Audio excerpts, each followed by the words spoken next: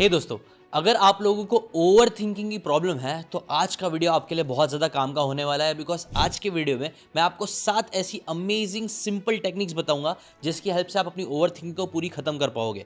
साथ ही नहीं, इनफैक्ट मैं 8 टेक्निक बताऊंगा। सबसे पहले मैं आपको फर्स्ट ब्रिक रूल बताऊंगा। ये रूल की मदद से आप अपनी जो ओवर थिंकिंग की बिल्डिंग आप ब्रिक बाय ब्रिक बना रहे हो उसको पूरी गिरा पाओगे, तोड़ पाओगे। फिर मैं आपको विटनेस स्टैंड मेथड बताऊंगा जिसे थेरेपिस्ट लोग यूज करते हैं, सॉक्रेटिस क्वेश्चनिंग नाम से।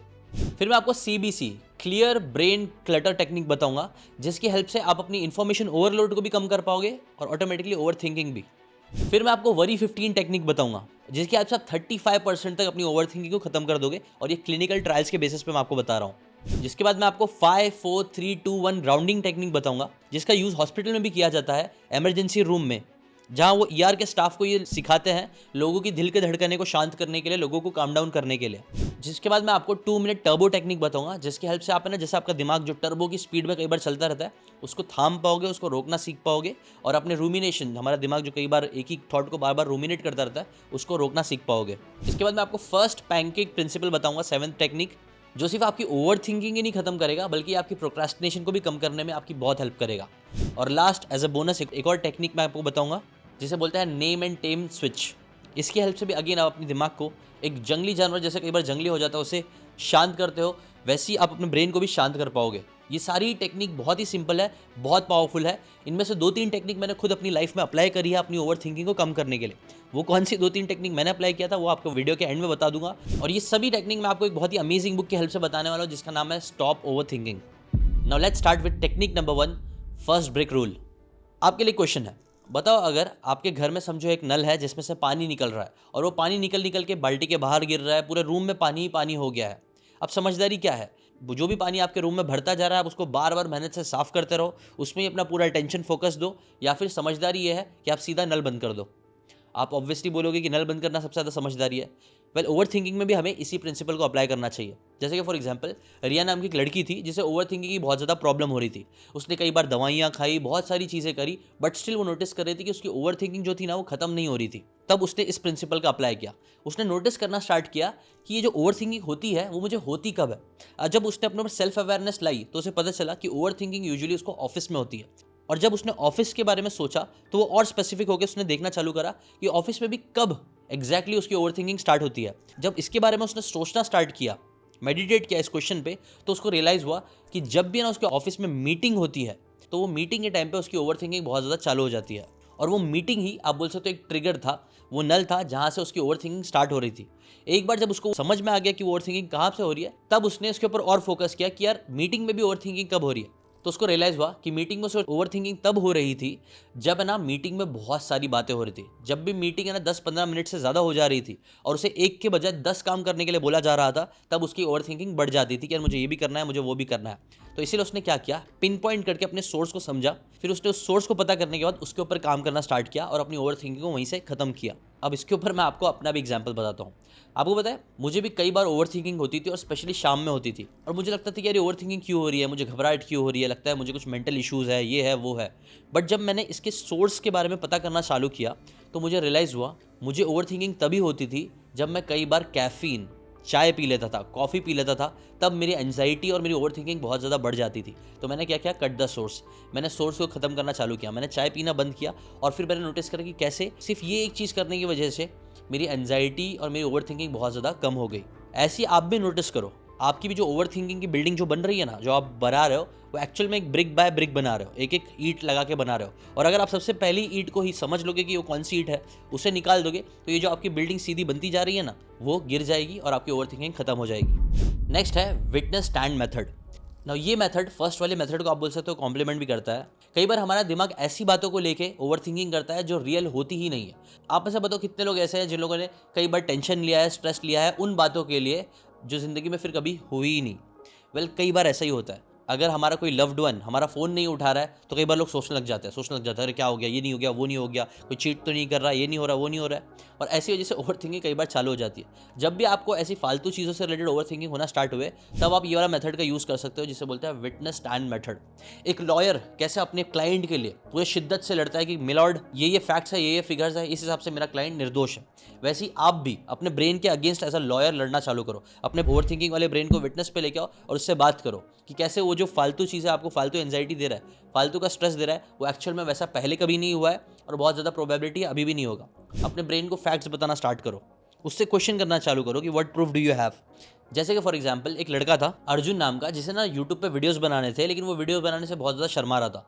उसका दिमाग ओवर थिंकिंग में बहुत ज़्यादा चले जा रहा था कि यार अगर मैं वीडियोस बनाऊंगा डालूंगा तो लोग मुझ पे हंसेंगे, मेरा बहुत ज़्यादा मजाक उड़ेगा, मैं किसी को मुंह दिखाने लायक नहीं रहूँगा, और ऐसी कई सारी नेगेटिव लूप्स में उसको थिंकिंग होते रहती थी, जिस वजह से क्या हो रहा था कि वो यूट्यूब वीडियो बना नहीं पा रहा था। तब उसने यही वाला मेथड यूज़ किया। उसने अपने ब्रेन से एकदम फैक्ट फिगर बात करना चालू करी, और जब उसने एकदम एज अ फैक्ट अपने ब्रेन से बात करना स्टार्ट किया तो उसको रियलाइज़ हुआ कि हाँ, दुनिया में बहुत सारे लोग बहुत सारे वीडियोस बना रहे हैं, और वो तो फिर भी अच्छा वीडियो बना रहा है फिटनेस से रिलेटेड। बहुत सारे लोग तो इतना फालतू वीडियो बना रहे हैं, बट स्टिल लोग इतना केयर नहीं करते हैं। इनफैक्ट कई बार फालतू से फालतू कंटेंट के लिए भी लोग बहुत ज़्यादा अप्रिशिएट करते हैं।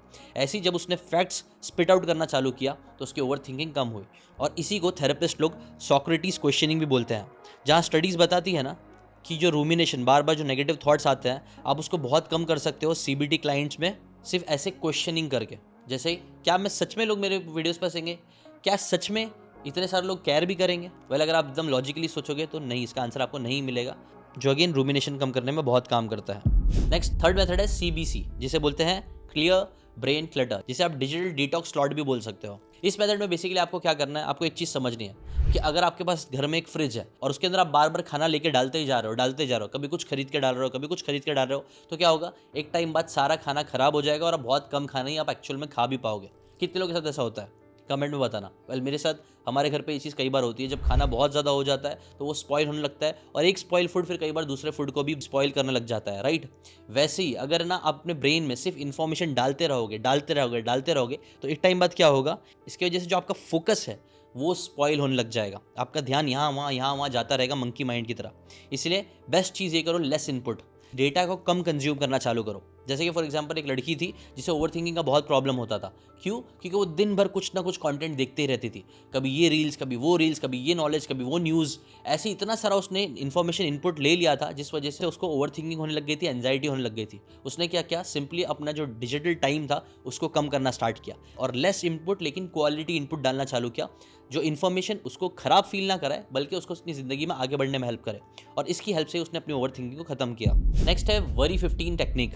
अगर आपके घर में वॉशिंग मशीन है तो आपने नोटिस करा होगा कई बार वॉशिंग मशीन में आप कपड़े कब डालते हो, एक कपड़ा सिर्फ आएगा तो वो एक कपड़ा आप डायरेक्टली वॉशिंग मशीन में नहीं डालोगे, उसको धोओगे नहीं।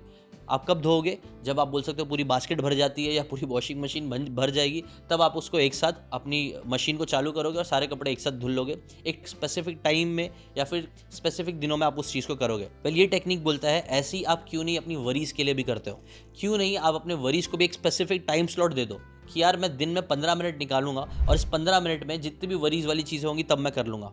और उससे पहले जो भी चीज़ें आप आ रही है आपके दिमाग में, आप उसको एकदम आराम से बोल सकते हो कि हाँ मुझे पता है ये जो थॉट्स मुझे आ रहा है वो इंपॉर्टेंट है, लेकिन इन थॉट्स को मैं अभी एंटरटेन नहीं कर सकता बिकॉज मेरे पास दूसरे इंपॉर्टेंट काम है। अभी के लिए फिलवक्त के लिए मैं सिर्फ इस चीज़ों पर फोकस करूँगा। और आप ऐसे अपने ब्रेन से बात करके उसे बोल सकते हो कि अभी शांत हो जा, इस बारे में हम आगे बात करेंगे। अब आपको सुनने में शायद ये चीज़ अजीब लग रही हो, बट सच तो ये है ना कि क्लिनिकल रिपोर्ट्स बताते हैं कि टाइम बॉक्सिंग, जहाँ पे आप है ना अपने आप को एक स्पेसिफिक एंजाइटी या फिर ओवर थिंकिंग का टाइम दे देते हो कि मैं इस टाइम पे ही एंजाइटी या फिर ओवर थिंकिंग फील करूँगा, अगर करूँगा भी तो इससे भी 35% लोगों में देखा जाता है कि उनकी एंजाइटी कम होने लग जाती है। नेक्स्ट टेक्निक ओवर थिंकिंग खत्म करने के लिए है 5 4 3 2 1 ग्राउंडिंग टेक्निक। आपने नोटिस करा होगा कई बार जब हम ओवर थिंकिंग करने लग जाते हैं पास्ट के बारे में या फिर फ्यूचर के बारे में, तो इससे क्या होता है, हम रियलिटी से अपना ग्रिप खोते जाता है। आजू बाजू में क्या हो रहा है आपको पता नहीं चलता, कौन कुछ बोल के निकल गया आपको समझ नहीं आता, खाना भी खाते हो तो टेस्ट नहीं आता है। ऐसा होता है बिकॉज हमने ना अपने आप को, आप बोल सकते हो, प्रेजेंट से अनप्लग कर दिया होता है, और इसलिए हमें प्रेजेंट में क्या हो रहा है वो सारी चीज़ें समझ में नहीं आ रही है। हम बहुत ज़्यादा फ्यूचर के बारे में सोच के एंशियस हो रहे हैं या पास्ट के बारे में सोच के डिप्रेस हो रहे हैं। तो इस टाइम पे आप इस टेक्निक का यूज़ करना 5 4 3 2 1, जहाँ पे आपको पास्ट अपने आप को प्रेजेंट में प्लग करना है। और इसमें करना कुछ नहीं है, सिंपली आप क्या करो, 5 चीज़ें जो आप आजू बाजू में देख सकते हो उसको गौर से देखना स्टार्ट करो। फिर 4 things which you can feel, ऐसी 4 चीज़ें जिसके आप टेक्सचर को फील कर सकते हो, उसे फील करो। 3 चीज़ें जो आप सुन सकते हो उसको सुनो। सिंपली आपने 3 चीज़ों के बारे में सुना जो आसपास आपके चल रहा है। फिर 2 चीज़ों को आपने स्मेल किया, हो सकता है वो आपके खुद के कपड़े हो। अब परफ्यूम चाहिए तो परफ्यूम स्मेल कर लो, कोई भी 2 चीज़ को स्मेल करो। और लास्ट एक चीज़ को टेस्ट करो, और उसके लिए मे बी आप सिर्फ नोटिस कर सकते हो कि आपके मुंह में क्या टेस्ट चल रहा है, या फिर चाहिए तो पानी पी लो, या फिर कोई चीज़ टेस्ट कर लो। जब आप ये 5 4 3 2 1 टेक्निक यूज़ करोगे तो इससे क्या होगा, आपका जो प्लग है, जो फ्यूचर या फिर पास्ट में लग चुका है, उसको आप निकाल लोगे और प्रेजेंट में प्लग कर दोगे। प्रेजेंट मालूम कैसे पड़ता है, हमारे सेंसेस से। तो इससे क्या होगा, आप अपने सेंसेस को एक्टिवेट कर दोगे। जैसे फॉर एग्जाम्पल तारा नाम की लड़की थी जिसे ना बहुत ज़्यादा ओवर थिंकिंग होने लग जाती थी जब वो स्टेज पे जाती थी। तब उसने ये टेक्निक का यूज़ करना स्टार्ट किया। उसने 5 चीज़ें जो स्टेज पे जाने के बाद उसे दिख रही है, उसने उसको देखना स्टार्ट किया। 4 चीज़ें जो वो फील कर सकती थी, मे बी अपने कपड़े, अपना माइक, अपनी घड़ी, ऐसे उसने 4 चीज़ों को फील किया। 3 चीज़ों को उसने सुना, 2 चीज़ों को उसने स्मेल करने की कोशिश करी वहीं पे। और जैसे ही उसने 5 4 3 2 1 टेक्निक थोड़ी सी अप्लाई करी, पूरी करी भी नहीं, उसने नोटिस करा कि कैसे उसकी ओवर थिंकिंग बंद हुई और वो प्रेजेंट मोमेंट में आ पाई, और फिर उसने वहाँ पे बात करना स्टार्ट कर दी। ऐसे ही आप भी कर सकते हो। और यही वो टेक्निक है जिसके बारे में मैंने आपको बताया ना। यही technique ER staff, emergency room में भी लोगों को सिखाई जाती है, स्टाफ मेंबर्स को सिखाई जाती है, ताकि पेशेंट्स या कोई भी वहाँ पे आ रहा है जो बहुत ज़्यादा ओवर थिंकिंग कर रहा है, जिसके दिल की धड़कनें बहुत बढ़ गई है, तो ये टेक्निक की हेल्प से दिल की धड़कनें तक कम हो जाती है। इतनी शांति मिल सकती है, वो भी बस 60 सेकंड के अंदर। अब नेक्स्ट टेक्निक जो आपको ओवर थिंकिंग खत्म करने में हेल्प करेगी वो है 2 मिनट टर्बो टेक्निक। ये टेक्निक बड़ी ही सिंपल है। मुझे याद है पहले के टाइम पे जब मैं कंप्यूटर यूज़ करता था ना, तो कई बार कंप्यूटर हैंग हो जाता था, और वो हैंग से निकलने के लिए, स्क्रीन जो फ्रीज हो गई उससे हटने के लिए हम रिफ्रेश करते थे, रिफ्रेश रिफ्रेश रिफ्रेश। और जब भी रिफ्रेश करते थे तो कई बार ऐसा होता था स्क्रीन सही हो जाती थी, या फिर जो भी प्रॉब्लम थी वो सही हो जाता था। वेल, ये भी आप बोल सकते हो ये टेक्निक एक तरीके से रिफ्रेश है, आपकी बॉडी को रिफ्रेश करने में आपकी हेल्प करता है। कई बार जब हम थॉट्स के अंदर इन्वॉल्व हो जाते हैं तो हम उसके अंदर घुस जाते हैं और फिर उसके अंदर से निकल नहीं पाते हैं। तो उससे निकलने के लिए ये आप क्या करो, सिंपली आप अपने थॉट्स से आर्ग्यू करने के बजाय 2 मिनट के लिए कुछ ना कुछ मूवमेंट्स करना स्टार्ट कर दो। मे बी अगर आप बैठे हो, आपके दिमाग में सिर्फ सोच सोच चलते जा रही है, तो उठ के एक वॉक पे चले जाओ, या फिर कुछ तो ऐसा एक्टिविटी करो जिससे आपके ब्रेन की केमिस्ट्री बदले। और गेस व्हाट, जब भी आप ब्रिस्क मूवमेंट करते हो तो आपके ब्रेन की केमिस्ट्री इससे बहुत तेज़ तरीके से चेंज होना चालू हो जाती है, अपने ब्रेन और अपने थॉट से आर्ग्यू करने के कंपैरिजन में। इसीलिए कुछ ना कुछ मूवमेंट्स करना स्टार्ट करो। जैसे कि फॉर एग्जांपल अमन करके एक लड़का था, वो जब भी नोटिस करता था कि अगर वो बहुत ज़्यादा ओवर थिंकिंग में जा रहा है, कोई काम नहीं कर पा रहा है, अपना कोई आर्टिकल है वो लिख नहीं पा रहा है, तो उसको वहाँ से वो निकलता था, जहाँ के 25 जंपिंग जैक्स कर लेता था, थोड़े मूवमेंट्स कर लेता था, काम डाउन होके वापस अपने काम पे जाता था, जिससे उसकी ओवर थिंकिंग का जो साइकिल है वो स्टेट ब्रेक हो जाता था, और फिर वापस से अपने काम पे फोकस कर पाता था। अगेन, ये भी एक सिंपल सी छोटी सी एक्सरसाइज है जो मेजरेबली देखा गया है, जो रूमिनेशन को, मतलब नेगेटिव थॉट जो बार बार कई बार आते रहते हैं, उसको लोअर करने में हेल्प करता है, और ये लैब टेस्ट की रिपोर्ट में भी साबित हुआ है, टेलर एंड फ्रांसिस ऑनलाइन की रिपोर्ट के हिसाब से। नेक्स्ट टेक्निक जो आप यूज़ कर सकते हो ओवर थिंकिंग खत्म करने के लिए, वो उसे आप बोल सकते हो गुड इनफ टेक्निक। आप नोटिस करोगे जब भी है ना, जो आर्टिस्ट होते हैं ना, कई बार जब भी वो कुछ स्केच बना रहे होते हैं ना, तो वो पहले ही एक परफेक्ट लाइन या परफेक्ट चीज़ें करके नहीं बनाते हैं, वो एकदम रफ तरीके से ड्रॉ करते हैं। अगर आपने देखा होगा तो रफ चीज़ों को ड्रॉ करते हैं और फिर धीरे धीरे उसके अंदर परफेक्शन डालते हैं, और उसके बाद जाके आप नोटिस करना धीरे धीरे ना वो एकदम खराब से पेंटिंग को भी इतनी ब्यूटीफुल पिक्चर में कन्वर्ट कर देता है, इतनी रियलिस्टिक इमेज में कन्वर्ट कर देता है कि आप देख के दंग हो जाओगे। लेकिन उसकी स्टार्ट कैसे होती है, इनपरफेक्ट लाइन से। कई बार है ना, हम भी अपनी लाइफ में जब भी कुछ चीज़ करना चाहते हैं ना, तो हमें लगता है हमें स्टार्टिंग के टाइम से ही परफेक्ट चीज़ें करना आना चाहिए। बट यहाँ पे इस टेक्निक में आपको क्या करना है, परफेक्ट को रिप्लेस कर दो गुड इनफ से। इससे आपका ब्रेन जो एट द एंड परफेक्शनिज्म बोल तो रहा है, बट एक्चुअल में डर रहा था अपना काम लोगों को दिखाने के लिए, उसका वो डर खत्म होगा।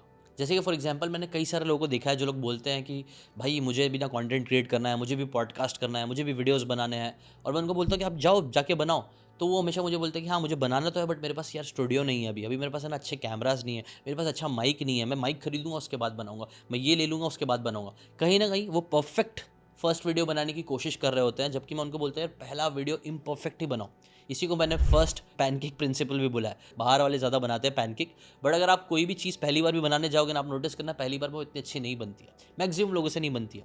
कुछ लोग होते हैं हाँ सरप्राइजिंगली बहुत टैलेंटेड लोग, जिनसे फर्स्ट टाइम में अच्छा बन जाता है, बट मैक्सिमम लोगों से फर्स्ट टाइम अच्छा नहीं बनता है। गुड इनफ प्रिंसिपल यही सिखाता है कि स्टार्टिंग में सिर्फ गुड इनफ रहने पर फोकस करो, इससे आपकी ओवर थिंकिंग भी कम होगी, प्लस आपका प्रोक्रेस्टिनेशन की जो आदत है वो भी खत्म होना स्टार्ट होगी। लास्ट आपको एक बोनस टेक्निक, 8th टेक्निक जो आप ओवर थिंकिंग खत्म करने के लिए यूज़ कर सकते हो, उसे बोलते हैं नेम एंड टेम टेक्निक। आपने देखा होगा मूवीज़ में या कहीं पर जाते हैं लोग, कई बार बहुत सारे लोग आए हुए हैं तो वहाँ पे लोगों को नेम टैग्स दिए गए होते हैं। नेम टैग्स क्यों दिए गए होते हैं? ताकि हम उस इंसान को देख के पहचान सके कि हाँ ये वाला इंसान है। अब वो नेम टैग को देखते देखते कोई भी इंसान ये तो नहीं बोलेगा ना कि यार ये जो रॉज फ्रेडरिक है वो मैं हूँ, नहीं, मैं तो ज़ीशान शेख हूँ। वो जिसका नाम रॉड फ्रेडरिक है, मतलब वो रॉड फ्रेडरिक है, वो एक अलग इंसान है, मैं एक अलग इंसान हूँ। कई बार जब हम ओवर थिंकिंग करते हैं ना, तो आपने नोटिस करा होगा कई बार हम बोलने लग जाते हैं कि मैं ओवर थिंकर हूँ, मैं बहुत ज़्यादा सोचता हूँ, मैं घबरा जाता हूँ, मैं डर जाता हूँ। कई बार है ना हम इमोशंस के साथ अपनी अपनी आइडेंटिटी बनाने लग जाते हैं कि मैं यही हूँ। बट अब जैसे मीटिंग में जाते हैं तो हर इंसान का अलग नाम होता है तो हम उससे सेपरेट कर पाते हैं अपनी आइडेंटिटी से कि मैं ये हूँ, वो है। वैसे ही जब आप अपने इमोशन से भी अपने आप को सेपरेट करने लग जाओगे, उसे नाम देगे, तो ये चीज़ भी आपकी ओवर थिंकिंग को बहुत कम कर सकती है, इनफैक्ट खत्म कर सकती है। जब भी आप ओवर थिंकिंग कर रहे हो तो बोलना चालू करो, मैं ओवर थिंकिंग नहीं कर रहा हूँ, बस मुझे ये थॉट आ रहा है इस नाम का। इंस्टेड ऑफ ये बोलने की आई विल फेल, ये बोलना चालू करो कि मुझे एक थॉट आ रही है जिसमें मुझे लग रहा है कि शायद मैं फेल होऊंगा। जितना आप उसको अपने आप को फेलियर से या फिर इन चीज़ों से डिस्टेंस करना चालू करोगे, उतना ज़्यादा प्रोबेबिलिटी बढ़ जाएगी कि आप ओवर थिंकिंग भी कम करोगे। अगेन, जब भी आपको कुछ फीलिंग्स आ रही है, कुछ चीज़ें समझ नहीं आ रही है, उसको कोई नाम दे दो और नाम को सेपरेट करने की कोशिश करो खुद से। नेम एंड टेम, ये सारी टेक्निक्स में से आप बोल सकते हो मैंने पर्सनली फर्स्ट ब्रिक रूल का मैंने खुद यूज़ किया, जैसे मैंने आपको बताया, इसने मुझे बहुत ज़्यादा हेल्प किया ओवर थिंकिंग खत्म करने में। मैंने 5 4 3 2 1 ग्राउंडिंग टेक्निक भी यूज़ कर रहा हूँ, जिससे मुझे कई बार जब एंजाइटी हो रही थी तब भी मुझे शांति महसूस होना स्टार्ट हुई। और वैसे ही छोटे बड़े लेवल पे तो मैंने डोपामिन डिटॉक्स वाली टेक्निक भी यूज़ किया है, मैंने गुड इनफ टेक्निक भी यूज़ किया है। बट ये 2-3 चीज़ है जो ज़्यादा यूज़ किया है। बाकी सारी टेक्निक्स भी मुझे लगता है मैंने कहीं ना कहीं बहुत बार अपनी लाइफ में यूज़ किया है और उसका रिजल्ट देखा है कि हाँ कैसे उसने मेरी ओवर थिंकिंग खत्म किया।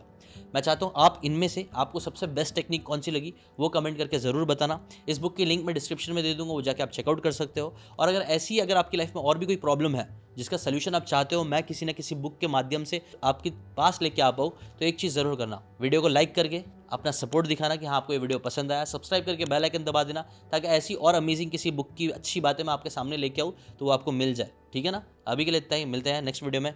Bye bye.